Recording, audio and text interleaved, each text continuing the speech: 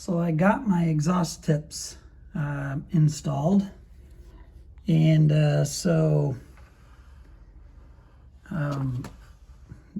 these are the ones that have remember, angles, so they basically come straight out the back, basically parallel with the motor stringers. And so the way that I installed these is I used, of course they're installed with 3 machine screws, and I'll show the other side here in a minute. And then I used clear silicone sealer and gooped on the other side of this flange, and then just installed them. And then I added a little bit of sealer on each of the screws there. You can see how it looks a little bit like that. And that's just to keep water from getting in that little crack, even though there is some sealer in there. And so a lot of sealer squished out, and so I cleaned it off and tried to make this edge nice and clean, so right up against, so it looks nice and clean, so you really can't even tell that's done that way. So I'm happy with it. And then on the other side, what I did is the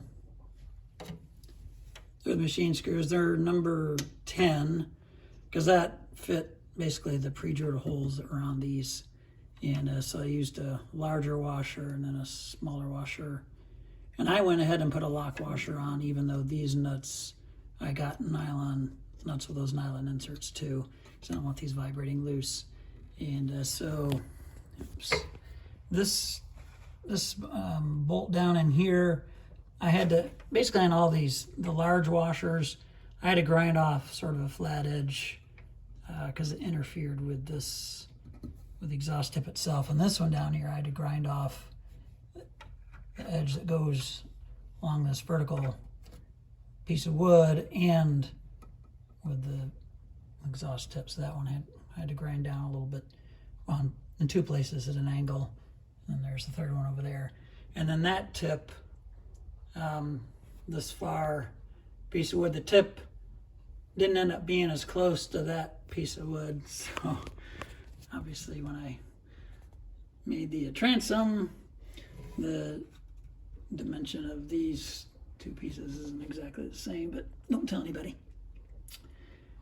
So yeah, they're installed, and you can see a little bit of silicone here that squished out on the inside, and on that one a little bit did on part of it. And I'm debating on whether I want to totally seal this from the inside.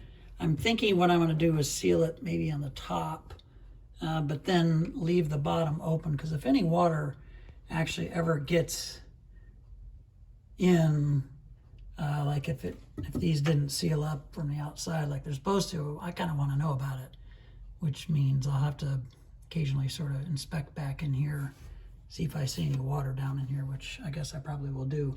I'll probably do that just in general anyway, just to check for leaks with the cooling system, you know, water pickup and all that, or even exhaust system. So, but they're in now, and I'm glad to have that part done, and can move on to the next thing, which actually is going to be to install the rudder, and there's a collar that holds that up, and I'm going to use Loctite. And so I'm working on this. What I'm trying to do is work on this area back here, so then I can put this decking, get this decking that's obviously removed,